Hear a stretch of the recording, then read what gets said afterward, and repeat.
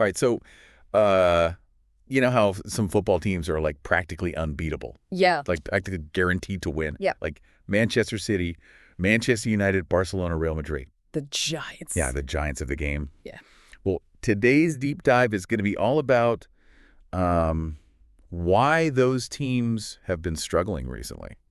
It's interesting, right? I mean, each team is facing their own problems. Yeah. But there are definitely some patterns we're seeing across the board. Okay, so we have a ton of articles and analysis here, like ready to go. Yep.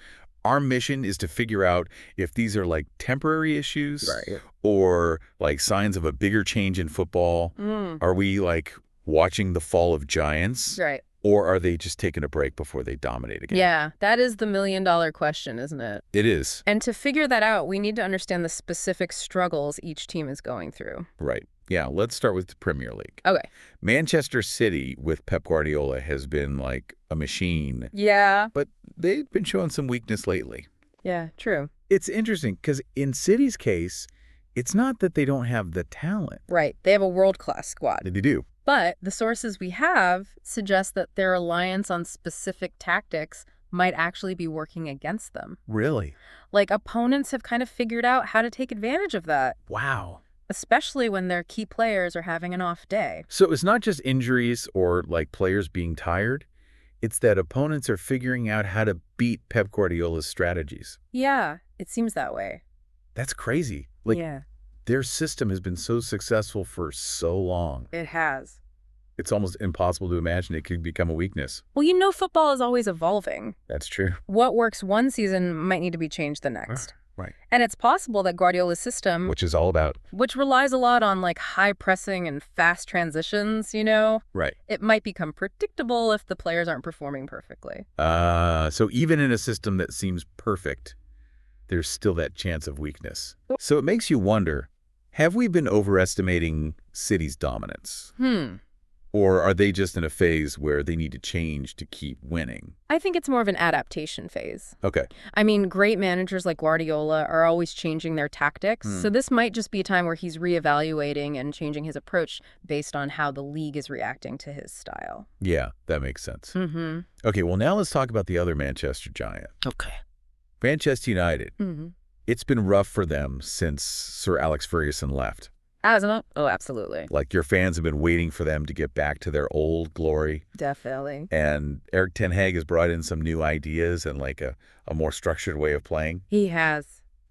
But the sources we've looked at point to some deeper problems. Yeah. Problems that go beyond just who the manager is. Mm-hmm. You're talking about the issues with their squad depth and the whole ownership situation, right? Exactly. Those things must really affect their performance. Oh, yeah, for sure. Because you can have an amazing manager, Right. but if you don't have enough good players to handle injuries or to play well consistently throughout the whole season, Right. it's going to be really tough. Absolutely. And then there's all that stuff with the owners, which creates uncertainty. Definitely. And that can get into the players' heads, and affect how they play. It can. It's like trying to bake a cake, but you don't have all the ingredients. Yeah, and your oven's not working, right? Exactly. Yeah. No matter how good the recipe is, it's not going to work out. Nope. So it seems like for Manchester United, the problems are more about how the club is run. Right. They go deeper than just meeting a new manager or a star player. Exactly. Ten Hag might be setting things up for the future. Yeah. But they need stable owners and a better way of building a team that can compete at the top level consistently. Okay, so we've got one team that might be struggling because their tactics are too predictable, and another team that has bigger problems within the club itself. Let's shift gears and see what's happening in, Sunnier Europe. yeah, sunnier Europe. What's going on with Barcelona? Okay, They've obviously taken a hit because of their financial problems, for sure. but is that the whole story? Well, the financial situation has definitely been a huge problem. Yeah. But the sources also talk about how losing Lionel Messi has really affected the team. Yeah, like emotionally. Yeah, emotionally. I mean, he wasn't just a great player. Right. He was basically the heart and soul of Barcelona. Yeah. So when he left, it created a gap that's been really hard to fill, Right. both in terms of how they play and just the overall feeling of the team.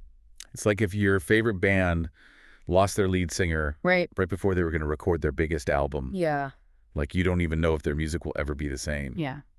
So how has Barcelona adapted to playing without Messi? Right. They brought in some new players, right? They have, yeah. Xavi has brought in some really promising young players. But what's interesting is that their style of play hasn't really changed. Really? Yeah, they're still very much focused on possession, which is something that became a part of their identity during the Messi years. So they're sticking to their roots. Yeah. But maybe missing that spark of brilliance that Messi brought to the game. Maybe? Is it a situation where they need to change their tactics? Or do they just need to give the young players time to grow and fill that gap? It's probably a bit of both, honestly. Right. The sources suggest that there is some debate within the club about moving away from that possession-heavy style. Yeah. Because other teams have learned how to counter it effectively. So they might be stuck, trying to hold on to their history while also needing to adapt to how the game is played now. Yeah. It's like trying to wear your favorite outfit from when you were a kid. Right. Like the feeling's there, but it doesn't fit quite right anymore. That's a great way to put it. Uh-huh. And it really highlights what's so interesting about Barcelona right now. Yeah. They're at a crossroads. And whatever they decide to do is going to have a huge impact on their future. Yeah, for sure.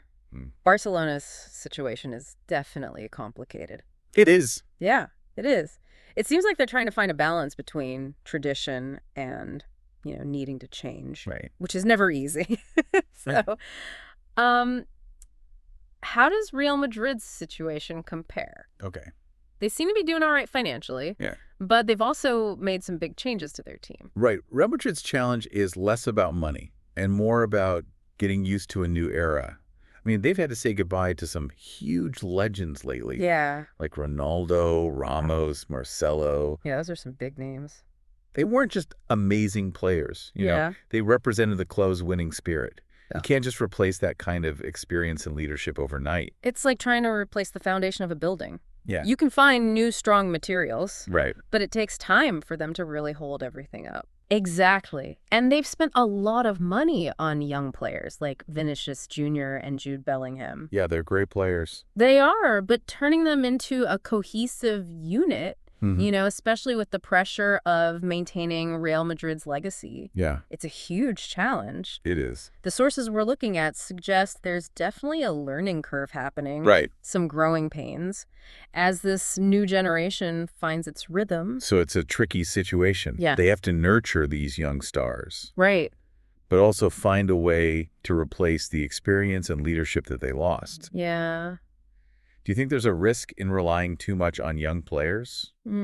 Like, experience is important too, right? Oh, absolutely. Especially when the pressure is on. Experience brings a certain calmness, Okay. An ability to handle the emotional ups and downs of a game. Yeah. Especially in those critical moments. Right. It's not something you can teach. Yeah. It comes from years of playing at the highest level and dealing with those really tough situations. So these young players might be incredibly talented. They are. But they might still need some guidance. Right. Like someone with experience to help them navigate those high-pressure moments. Exactly. And that could be one of the challenges Real Madrid is facing right now. Yeah. Finding the right blend of young energy and veteran experience. It's not just about individual talent. Yeah. It's about building a team that can work together seamlessly. Right. Especially when everything's on the line. It's like putting together a puzzle. Okay.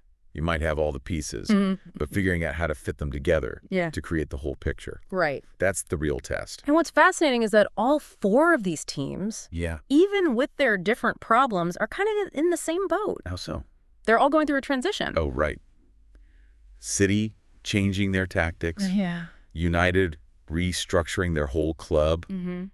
Barcelona figuring out who they are without Messi. Right.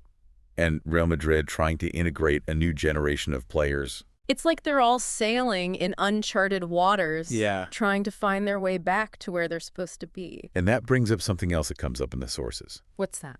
The idea that football is cyclical. Okay. Teams get better and worse dominance. Shifts. Yeah. New contenders come up. Yeah. It's what keeps the sport exciting. It does. So are we seeing the start of a new cycle? One where these big teams might not be as dominant as they used to be? It's an interesting question. It is. For so long, they've been the teams to beat, Right. The ones everyone else wanted to be like. Yeah. But if they're all going through these major changes, Yeah. could that give other teams a chance to catch up? It's definitely possible. Yeah. And I think that's one of the most exciting things about this moment in football. What do you mean? The established order is being shaken up. Right. And that opens up opportunities for new stories, Yeah. new rivalries, new teams to come out on top. It's like a changing of the guard, a shift in who has the power. It brings unpredictability to the game. Yeah. Which is great for the fans. Totally. It keeps things interesting, keeps us on the edge of our seats. Exactly. And it makes you think, which of these teams will adapt the fastest? Right. Who will figure out this new landscape first? Yeah, it's like a race to reinvent themselves. It is. And the prize is getting back to their old glory. Right. But maybe in a new way, you know, adapted to how football is changing. And one thing we can't ignore is how teams are managing their money. Oh, yeah, that's important. City and Real Madrid seem to be in a good spot. Yeah. But what's happening with United and Barcelona shows just how important it is to be smart with finances. Right. It's like having a strong foundation for your house. Exactly. If the foundation's weak, yeah, the whole thing is at risk. it is. No matter how nice it looks on the outside. Right. So for teams like United and Barcelona, getting their finances in order is crucial. It is. If they want to be competitive again. Absolutely. Financial stability lets you plan for the future. Yeah. You can make smart investments in your players and facilities, and you can handle those tough times that are bound to happen. It's about having a way to succeed that lasts. It is. One that can handle the pressures of modern football. And that brings us to the big question for the fans. Okay, what's that? What does all this mean for the future of these clubs? Right. And how should the fans deal with this time of change? Yeah, we've talked about the challenges, the tactical changes, the money stuff. Right. But what about the fans? Right. How do they deal with all this? You know, fans are emotionally connected to these teams. They are. So what can we say to those diehard fans who are worried about their club's future? Yeah, it's easy to focus on whether the team wins or loses. But being a fan is about more than that. Right. It's about the club's history, the community, the shared experiences, you know, the ups and the downs. It's about the journey. So how can fans stay supportive when their team is struggling? Well, I think patience is key. Okay. It's natural to feel frustrated when your team isn't playing well. But you have to remember that rebuilding takes time. Right. You can't build something great overnight. Yeah, that's true. And that's especially true for fans of teams like Manchester United, Barcelona, and Real Madrid. Yeah. Teams that are used to winning all the time. Right. It really tests their belief. It does. You know, the belief that their team will be successful again. Yeah, even if it's not clear how they'll get there. Exactly. It requires a change in how they see things. Okay. Instead of focusing on every win or loss, fans need to trust the process. Okay. Appreciate the small steps forward, and remember that the journey back to the top can be just as rewarding as actually being there. It's like enjoying the ride. Yeah. Knowing that the tough times make the good times even better. Exactly. And let's be real. A little bit of struggle makes the story more interesting, right? True. Think about it. Okay. Some of the greatest moments in football history are about those underdog stories, those incredible comebacks. Yeah. This could be the chapter where these clubs write their own comeback story. Okay. And being a fan during that time, that can be really special. It's like watching something rise from the ashes. Yes. And who knows, maybe going through these challenges will actually make these clubs stronger, more resilient, you know? They'll have learned from their mistakes, adapted to the changes in the game, and come back with a renewed sense of purpose. That's what we hope for, right? Yeah. That this isn't the end of an era, but a new beginning. A chance for these giants to become dominant again. Yeah. But maybe in a new way, Right. like a new style, a new generation of stars. And for the fans, that's something to look forward to. It is. It's a chance to be a part of history, Yeah, to be a part of something bigger than just winning or losing. exactly. And it reminds us that football is more than just a game. Yeah. It's about passion, community, shared experiences. Right. It can bring people together, inspire hope, teach us about resilience, perseverance, you know, and the beauty of the unexpected. So as we wrap up our deep dive into these football giants and all the changes they're going through, we'll leave you with this thought. Okay.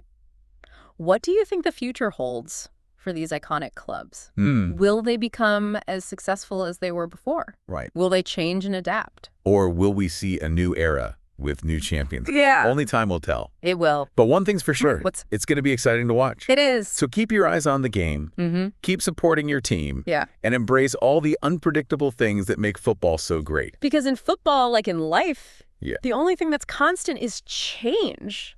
And sometimes those changes, those challenges, those times of uncertainty lead to the most amazing stories. They do. Thanks for joining us on this deep dive. Of course. Until next time, keep exploring, keep learning, and keep the conversation going.